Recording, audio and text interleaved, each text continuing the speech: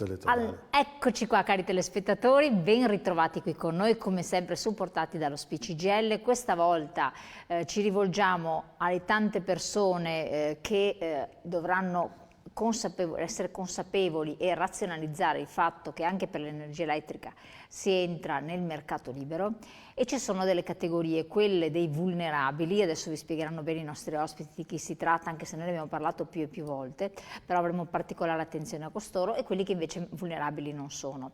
Cosa va a cambiare? A che cosa stare attenti? Sappiamo che tra l'altro in quest'ambito c'è un po' anche di alert, di confusione, perché tantissime persone ricevono continuamente telefonate, chi si presenta a casa con contratti da sottoscrivere, insomma bisogna stare particolarmente allertati. Ne parliamo quindi, collegata con noi, prima le signore Paola Damonti, Federconsumatori Padova, grazie di esserci. Buongiorno a tutti. Ben ritrovata.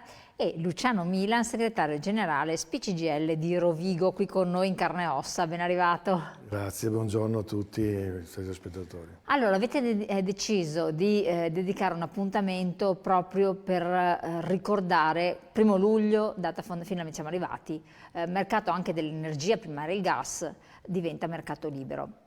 Cosa volete comunicare ai pensionati, agli anziani, ma un po' a tutti quanti? Beh, noi intanto vogliamo comunicare il fatto di stare molto attenti rispetto alle telefonate che arrivano e rispetto ai messaggi che vengono dati per la sottoscrizione di un eventuale contratto, dicendo che rispetto a questo tipo di messaggi assolutamente non darli per telefono, ma verificare sempre la tipologia eventualmente del contratto.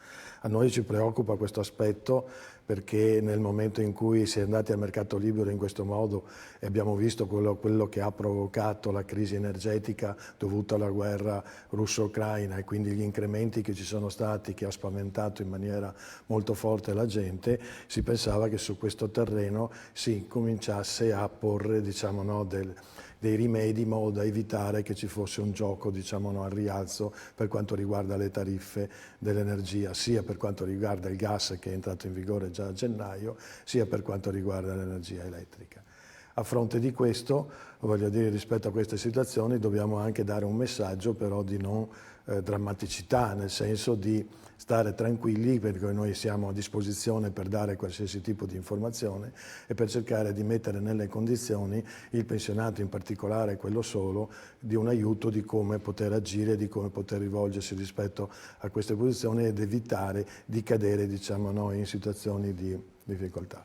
Quello che noi contestiamo è, primo, che rispetto a questo fino al 2022 c'era l'IVA al 5% e adesso l'hanno portata al 22%, quindi ci troviamo già un incremento di questa natura, oltre a quello che c'è stato precedentemente circa del 38% complessivo. Quindi ricordiamolo bene, perché questo è importante, perché può sfuggire.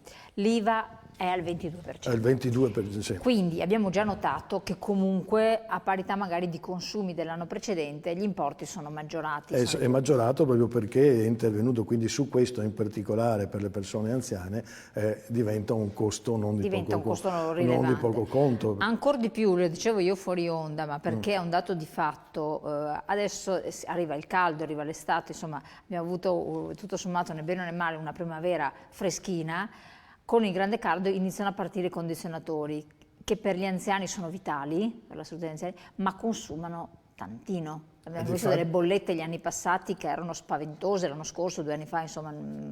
Difatti il problema è proprio questo, cioè nel senso che particolarmente per questo, e visto anche poi che la media che noi abbiamo a livello sia Veneto, ma io parlo anche per esempio della mia provincia, siamo oltre il 27% di oltre 65 anni, abbiamo un continuo invecchiamento della popolazione, quindi rispetto a questo tipo di servizi, che il servizio dell'energia è indispensabile a tutti i livelli, voglio dire, dal gioco vorrei dire, alla sanità, alla casa, a tutte quelle che sono le azioni normali che un cittadino fa. E nel momento in cui, voglio dire, rispetto a questo tipo di situazione, è chiaro che in una fase come questa di cambiamenti climatici, non aver fatto interventi seri rispetto al risparmio energetico, rispetto all'utilizzo, perché nella bolletta noi abbiamo anche le tasse di scopo. Le tasse di scopo intervengono e sono ancora quelle riferite che sono i costi fissi, che intervengono sulle scorie da sistemare per quanto riguarda il discorso del nucleare e intervengono su una parte per avviare le iniziative per quanto riguarda il cambio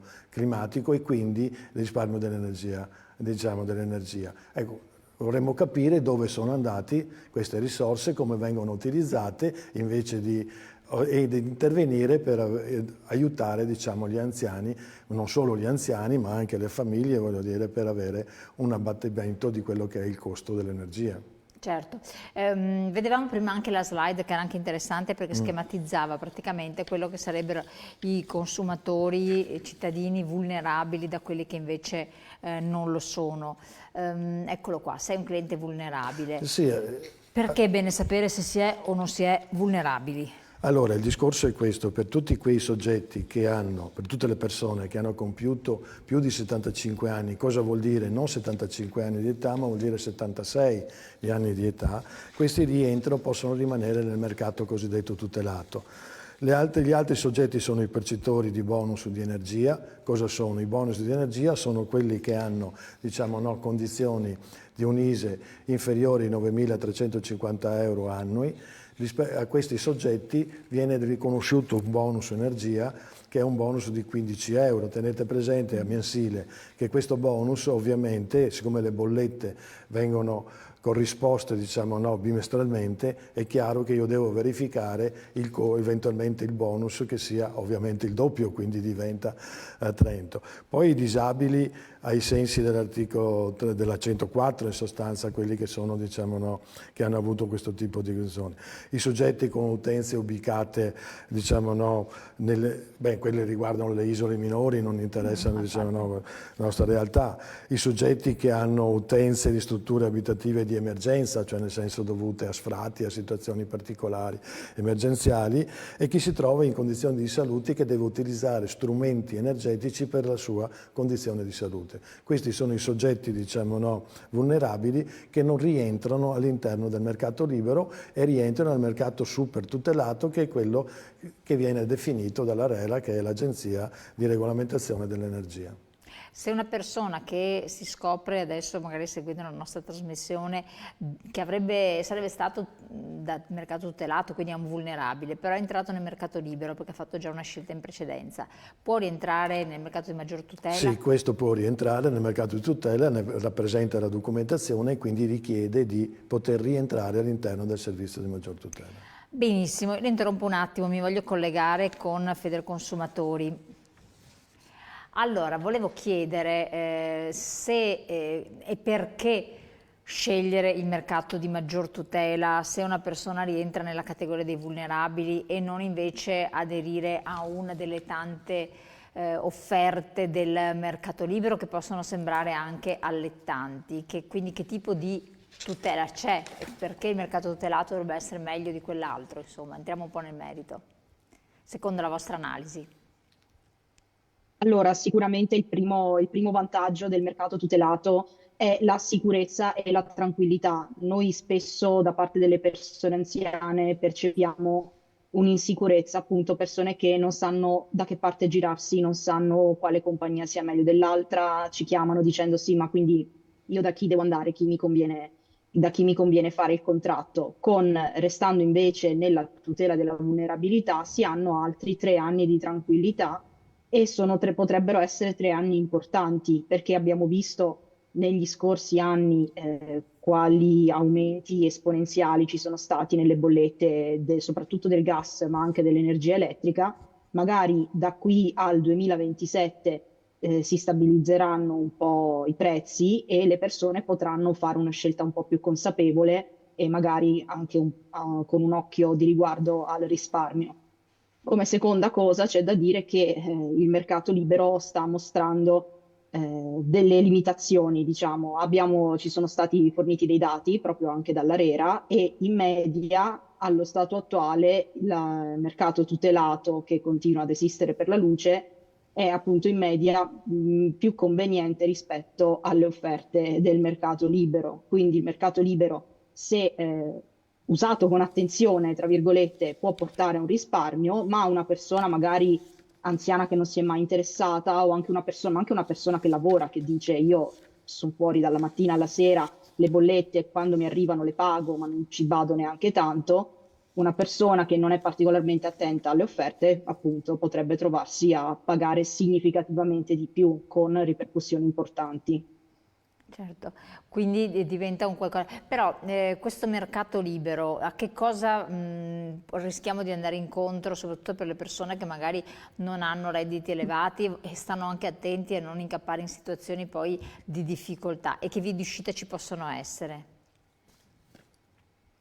E allora, l'insidia più grande che vediamo noi alla Federconsumatori a Padova, ma penso anche i colleghi delle altre province e regioni, sono le offerte a tariffa fissa, perché mentre il mercato tutelato è per sua natura variabile come tariffe, perché si adeguano chiaramente a quello che è l'andamento del mercato, nel mercato libero possiamo sottoscrivere un'offerta che magari ci blocca il prezzo della materia prima per un anno o per 2 anni di solito. Attenzione però perché quando scade questo periodo di tempo l'offerta si rinnova e quando ci arriva la lettera, e a volte alcuni dicono di non averla ricevuta, quando ci arriva la lettera dal nostro fornitore che dice: ah, caro cliente, le tue condizioni economiche sono scadute, d'ora in poi le tue condizioni economiche nuove saranno queste, alcune persone o non sono in grado di decifrare quelli che saranno i nuovi prezzi o non capiscono che sono magari significativamente molto più alti di quello che pagavano prima. E questa è una situazione che ci capita spesso, persone che si vedono da un giorno all'altro bollette molto più alte senza che abbiano cambiato compagnia perché si sono rinnovate le condizioni economiche e non capiscono perché e hanno ricevuto, ricevono volte bollette molto molto alte che mandano anche un po' in crisi, perché se non si riesce a pagarla tutta d'un colpo, bisogna rateizzarla, ma a volte quando arriva la bolletta alta è già un po' tardi perché ci vuole tempo per cambiare offerta o per cambiare fornitore, quindi sicuramente ne arriverà almeno un'altra di importo abbastanza elevato e qui vediamo persone che dicono sì, questa bolletta è più della mia pensione, sono costretti a rateizzare, portano avanti la rateizzazione per un anno. Certo. Segretario, qua abbiamo anche una slide. Se sei un cliente non vulnerabile, facciamo un po' vediamo di schematizzare. Da luglio 2024 la fornitura passa automaticamente, senza alcuna interruzione, vero? Eccolo qua. Sì, allora il discorso è questo, che chi non fa nessuna scelta e quindi non decide diciamo, Cioè, di andare vabbè, al sarà quel mercato che libero, sarà. non fa Esatto. nessuna scelta, a quel punto lì è intervenuto l'ARERA, nel senso che ha fatto il discorso del servizio di tutele graduali che durano appunto il periodo che è scritto lì, 36 mesi. Cosa comporta? Cioè l'ARERA ha fatto un bando dove le varie compagnie diciamo, no, che erano al servizio le ha scelte e le ha divise per le varie regioni. Cosa succede? Che il cittadino che appunto che non ha fatto nessuna scelta si trova all'interno di una di queste compagnie che è stata assegnata diciamo, no, da parte dell'ARERA e ha il prezzo che è determinato diciamo, dall'ARERA. Tante volte questi prezzi appunto non è che siano vantaggiosi, però questo è a tutele graduali, cioè nel senso viene programmato nel tempo e uno rientra all'interno di questa situazione. Allora, per 36 mesi ti verranno, allora, qua dice da luglio automaticamente, senza alcuna interruzione, si passa al servizio tutele graduali, quello di cui Sì, parlava però lei. ecco, tenga presente che rispetto a questo in qualsiasi momento uno può decidere di cambiare, di trovare, Quindi si può ci si uscire. può ravvedere. Per 36 mesi verranno, 36 mesi, quindi sostanzialmente sono 3 anni, verranno garantite la tariffa fissata dall'ARERA, la continuità della fornitura, adeguati obblighi informativi in capo ai venditori, possibilità di passare al mercato libero in qualsiasi momento. Cosa vuol dire? Cioè vuol dire che praticamente verrà definito automaticamente la tariffa, diciamo, no, che è determinata dall'ARERA, non verrà ovviamente staccato diciamo, l'energia perché non Certo. possono staccarla e rispetto a questo verrà applicata una tariffa commerciale. Quindi la tariffa commerciale rientra, prima faceva l'esempio, diciamo, no, per quanto riguarda Federconsumatori rispetto al discorso della tariffa fissa o tariffa variabile. È evidente che la tariffa variabile di solito quando uno gliela propongono gli danno un costo nella prima istanza inferiore rispetto a quella che è la tariffa fissa, perché gli dicono guarda la tariffa variabile, però la tariffa essendo variabile è evidente che poi può nel giro di 3, 4, 5 mesi aumentare in maniera sì, esponenziale. straordinario. Quindi giustamente diceva poc'anzi che era giusto la tariffa fissa, però su quella stare attenti a vedere anche che tipo di tariffa fissa, perché ci sono delle quote fisse sì, che ci sono, il trasporto e quello che dicevo prima degli oneri di sistema, che sono oneri fissi, e poi si applica la tariffa. E quelli, ad esempio, rispetto anche a questo meccanismo, quando parliamo di commerciale, se uno, voglio dire, non ha il conto corrente, diciamo, con la banca, il deposito, deve, come posso dire, fare, e quindi la paga, la bolletta quando gli arriva, viene fatto un deposito cauzionale, chiedono un deposito cauzionale che è pari a 11, qualcosa euro, diciamo, no, per kilowatt, cioè vuol dire se io ti do di norma in una casa sono 3 kilowatt, hai 33 euro, diciamo, no, di deposito cauzionale che la compagnia tiene su queste cose, quindi ecco la questione va attentamente valutata. Non a caso l'ARERA ha istituito il portale, diciamo, no, legato alla questione per verificare quali sono i fornitori, diciamo, sarebbe il legale delle offerte in sostanza. Chiaro, infatti. Dopo 36 mesi, se non avevi fatto alcuna scelta, resterai con il tuo fornitore, con l'offerta di mercato libero più favorevole. Quindi attenzione, c'è questa offerta di mercato libero. L'ho detto, l'offerta commerciale. Esatto, l'offerta commerciale. Quindi perfetto. Allora, torniamo su questi temi, tanto con Federconsumatori quanto naturalmente qui con lo CGIL. Abbiamo un brevissimo break pubblicitario, restate con noi sul 19, tra poco.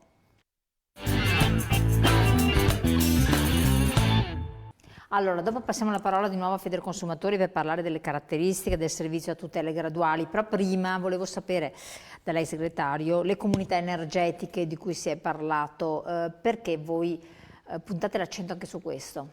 Noi puntiamo l'accento su questo. Finalmente un po' di chiarezza sulle utenze vulnerabili, grazie e complimenti, grazie ai nostri telespettatori. Dobbiamo rispondere a questa? No, beh, lo ringraziamo. No, niente, noi puntiamo molto sulle comunità energetiche, primo perché interviene per quanto riguarda il discorso di energia rinnovabile e quindi di non utilizzare più le energie fossili. Prima questione. L'altra questione è quella che viene prodotta, diciamo, mediante pannelli solari o altre forme, e le comunità energetiche sono quei soggetti che, come posso dire, che un gruppo di privati o di enti pubblici, ad esempio, costituiscono questa comunità, determinano, diciamo, no, l'utilizzo di queste, diciamo, no, strutture che sono i pannelli fotovoltaici o altre forme di energia rinnovabile, e hanno 3 soggetti che contribuiscono a queste comunità energetiche, che sono chiamati consum, e ci sarebbe chi consuma però non la produce, l'energia. C'è chi invece, diciamo, no, è un produttore, cioè produce l'energia e la mette in rete, e c'è chi, il terzo soggetto, che la produce e anche la consuma. Cosa significa questo? Significa che se noi le realizziamo, le mettiamo in campo queste diciamo, no, forme di energia, io posso anche intervenire ed aiutare quel soggetto debole che non può né fare il pannello voltaico, ma né avere altre forme. Mediante questa forma, che è quella, diciamo, no, del consumer, questo soggetto partecipa alla comunità e quindi ha un abbattimento dei costi dell'energia. In questa costruzione noi invitiamo le amministrazioni comunali ad essere i soggetti attori di questa cosa, anche perché l'Italia ha l'obbligo di arrivare a ridurre l'energia, diciamo, no, in un modo, e i tempi che sta attuando, e pur avendo finanziamenti sia dal PNRR sia la Regione Veneto ha fatto una leggina, ha messo poco, però ha messo 250.000 euro per il 2023 e 250.000 euro per il 2024, invitando proprio amministrazioni a intervenire su questa materia, cioè a costruire nello stesso tempo la possibilità dei comuni, perché è ovvio che nel momento in cui io vado a costruire ho dei costi nella comunità energetica, devo fare un atto, diciamo, no, di costituzione, che può essere una forma cooperativa o altro tipo. In questa forma di costituzione che faccio, io però, se la rendo funzionare, diciamo, no, funziona, recupero le quote che stanno deliberando, attualmente 110 euro per chilo, che viene restituito, diciamo, no, sulle emissioni, quindi anche quel comune che può intervenire, che può essere lui il soggetto che trascina, diciamo, no, i cittadini ad intervenire su queste comunità, può recuperare, diciamo, no, anche il finanziamento che può avere dalle risorse che rientrano, quindi dà un beneficio, evita e quindi si evita di produrre ulteriore CO2 in atmosfera, quindi si interviene sull'ambiente, si interviene sul fatto dei cittadini, si dà una risposta anche ai soggetti più deboli. Certo, quindi questo è importante, insomma, esserne a conoscenza. Un altro messaggio: ma è mai possibile che devo controllare io la bolletta di mia madre di 89 anni perché è un vero casino leggerla? Poveri anziani, questo mondo tecnologico non fa per loro, anzi. Ecco, a questo proposito, Federconsumatori, voi potete dare anche una mano a chi si trova in difficoltà a comprendere la bolletta e a porre attenzione anche nella scelta di un operatore anziché un altro? Sì, chiaramente non possiamo fare pubblicità, però possiamo dare delle indicazioni in linea di massima che se volete posso dare anche adesso, cioè scegliere un fornitore che sia conosciuto, quindi o importante a livello nazionale o che abbia una forte base a livello locale, che abbia preferibilmente un punto vendita, un negozio, perché così se abbiamo un problema possiamo andare direttamente lì e parlare con qualcuno senza dover stare 20 minuti al telefono prima di trovare un operatore libero. E per fortuna, aggiungo, dall'anno prossimo ci sarà la bolletta 2.0, è stata presa questa decisione dall'ARERA, che dice che appunto dal prossimo anno, dall'estate prossima, tutti i fornitori avranno il frontespizio della bolletta, la prima pagina della bolletta uguale e identica tra di loro, in modo che sia più facile per noi confrontarle l'una con l'altra con un fornitore piuttosto che un altro. E questa è una grande notizia. Cerchiamo sempre di batterci perché le bollette siano il più comprensibili possibile. Tutte le volte che abbiamo fatto delle conferenze in provincia di Padova o anche nel Veneto, molte persone hanno detto sì, ma io la bolletta, tutte queste voci non so cosa sono, non riesco a leggerla, non capisco quello che sto pagando e questo sì è un bel problema. Certo, anche se bisognerebbe comunque semplicizzarla operativamente perché sono tanti soldi che poi ci si rende conto se anche non si accende l'energia elettrica la si paga e insomma ci sono spese fisse di non poco conto. Abbiamo anche un ulteriore slide che vorrei che lei ci spiegasse perché riguarda le caratteristiche del servizio a tutele graduali di cui abbiamo fatto cenno, ovvero la fatturazione bimestrale, le garanzie richieste al cliente, ce ne parla un attimo? Allora, innanzitutto specifichiamo che il servizio a tutele graduali è destinato ai non vulnerabili che al 30 giugno saranno ancora con la maggior tutela. Quindi se qualcuno adesso, magari mentre vi illustro le caratteristiche del servizio a tutele graduali, si rende conto che gli piacerebbe passare al servizio a tutele graduali per i prossimi 3 anni, ha ancora qualche giorno di tempo per fare richiesta di rientrare nella maggior tutela ed essere poi traghettato. Poi per il resto, quali sono le caratteristiche del servizio a tutele graduali? Sono fondamentalmente ereditate dalla maggior tutela, fatturazione bimestrale, quindi bollette ogni 2 mesi. Se si sceglie di pagare con l'addebito sul conto corrente o sulla carta di credito non c'è una cauzione, invece nell'altro caso c'è un deposito cauzionale che chiaramente più kilowatt ci servono. Se abbiamo i classici 3 kilowatt sono 11,55 € per 3, se invece magari abbiamo i pannelli solari o abbiamo più necessità aggiungiamo kilowatt, quindi ci sarà una cauzione un po' più corposa ma che poi alla fine ci verrà restituita e le modalità di pagamento sono quelle classiche. Forse la cosa più interessante da dire sul servizio a tutele graduali è che l'operatore con cui ci troveremo con le tutele graduali appunto varia in base alla zona e alla provincia in cui ci troviamo. Ad esempio i cittadini della provincia di Padova e di Venezia e di Rovigo che passeranno alle tutele graduali dal 1° luglio lo faranno con ERA. E invece per le altre province del Veneto la gara se l'è aggiudicata Enel, quindi io già prevedo che riceveremo diverse chiamate di persone che dicono ah ma io prima ricevevo le bollette dal servizio elettrico nazionale, adesso ricevo le bollette da ERA, che cosa è successo? Certo, quindi stare attenti in particolar modo a questo. Le modalità di pagamento poi possono essere scelte o domiciliazione bancaria oppure bollettino, no? Sì, i classici metodi di pagamento, niente Perfetto. di particolarmente innovativo. C'è da aggiungere qualche cosa a questo riguardo, segretario? No, mi pare che sia su questa questione è stato, tenga presente che uno può anche essere, diciamo, no, vulnerabile, però non aver scelto, può rientrare, rientra all'interno lì, può uscirne, però può cadere di rientrare all'interno, quindi Certo. è importante far capire ai soggetti vulnerabili che gli conviene rientrare nel mercato tutelato in sostanza. Perfetto. Vediamo anche la slide che fa capire se uno vuole rientrare nel servizio tutelato perché si è reso conto che appunto avrebbe diritto a restarci, cosa può fare, cioè richiesta espressa, utilizzando il modulo messo a disposizione dell'operatore. Ma sostanzialmente chiedo a lei, Paola del Federconsumatori, la scelta migliore quale è per voi? Allora, chiaramente se una persona vulnerabile ci dice io mi trovo bene nel mercato libero, sono nel mercato libero, per carità, può restare, ma noi consigliamo anche per ragioni di tranquillità, di comodità e anche secondo me per lanciare un segnale, perché la tutela della vulnerabilità durerà 3 anni e non sappiamo se verrà prorogata.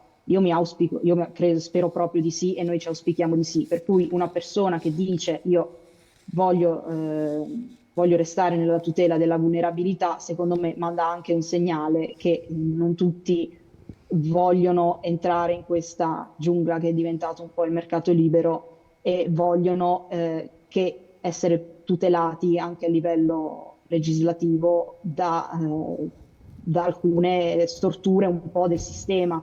Tante persone, ad esempio, ci chiedono: ma non c'è un limite massimo che un fornitore può applicare al costo delle materie prime? E la risposta purtroppo è no, perché nel mercato libero valgono le leggi del libero mercato puro e semplice, quindi se un fornitore decide che vuol far pagare l'elettricità o il gas 10 volte quello che è il prezzo di mercato, è liberissimo di farlo e quindi se una persona rimane loro cliente si trova a pagare uno sproposito. Vabbè, non c'è limite, però a un certo punto si rende conto, poi passa parola, vanno via tutti i clienti, quindi è il modo anche migliore per perdere i clienti, mi sembra, no? Visto che è mercato libero. Messa così sì, però esatto, messa così sì, però secondo me molte compagnie puntano sul fatto che le persone magari si affezionano o tendono a restare con chi sono sempre stati, soprattutto se sono magari compagnie grandi, famose, conosciute. Chiaro che se una compagnia piccola fa questo comportamento è quasi un suicidio, ma magari un colosso lancia un trend, diciamo, perché se una compagnia grande ha un grandissimo numero di clienti, applica certi prezzi, magari anche le altre concorrenti, comunque grandicelle, si sentono in diritto di poter alzare i loro. È un meccanismo pericoloso. Assolutamente sì. Tornando un po' a noi, quali altri consigli è bene dare in questo momento particolare a chi ci ascolta, chi è a casa, chi magari ha anche una certa età ed è fisiologicamente un po' più vulnerabile? Allora, la risposta che viene spontanea è dire: mi raccomando, siccome sono martellati da telefonate, non accettate quelle per telefono, ma verificare di persona quella che è la tipologia di contratto. Farsi aiutare per loro. E quindi su quello noi siamo a disposizione per aiutarli, diciamo. Infatti vediamo un po' con la slide anche con quale sedi. Siamo a disposizione per aiutarli, per dargli la possibilità di diciamo, verificare questo tipo di situazioni, di dargli consigli onde evitare di trovarsi poi in una situazione di difficoltà, anche perché determinati contratti prevedono anche, diciamo, è vero che si può cambiare quando si vuole, però alcuni prevedono anche un costo, diciamo, di mancato, se vado via prima gli faccio pagare la penale, quindi bisogna evitare anche di vedere attentamente che non ci siano penali rispetto al fatto, perché ci sono anche contratti che... Ma è ammissibile che ci siano? Chiedo a Federconsumatori, è ammissibile che ci siano queste ancora le penali previste per un caso di cambio di idea, di operatore? Sì, in realtà sono state introdotte anche da poco, reintrodotte le penali nel mondo dell'energia. Dal 2024, appunto, dal 1° gennaio recentissimo. 2024, esatto, recentissimo, proprio con la fine del mercato tutelato, hanno infilato dentro anche questo E allora dettaglio anche abbastanza state attenti rischioso. anche a questo. Infatti, grazie mille. Sì, perché le penali devono essere scritte però nel contratto obbligatoriamente, Chiaro. per cui se nel contratto non sono scritte non possono essere applicate. Perfetto, allora però leggete attentamente, se no fatevi aiutare perché potrebbero essere introdotte col 2024. Allora siamo arrivati al termine. Grazie Paola Damonti, Federconsumatori Padova, di essere stata qui con noi. Grazie Grazie a voi. naturalmente anche a Luciano Milan, segretario generale SPCGL di Rovigo, per averci supportato con i consigli e suggerimenti. Però insomma avete capito, le sedi dello SPI, anche le fedi del consumatore, sono presenti in tutto il territorio. Prima di firmare, decidere, cambiare, fatevi consigliare, fatevi supportare da chi segue tantissime pratiche e ha maggiore esperienza. Buon proseguimento e grazie.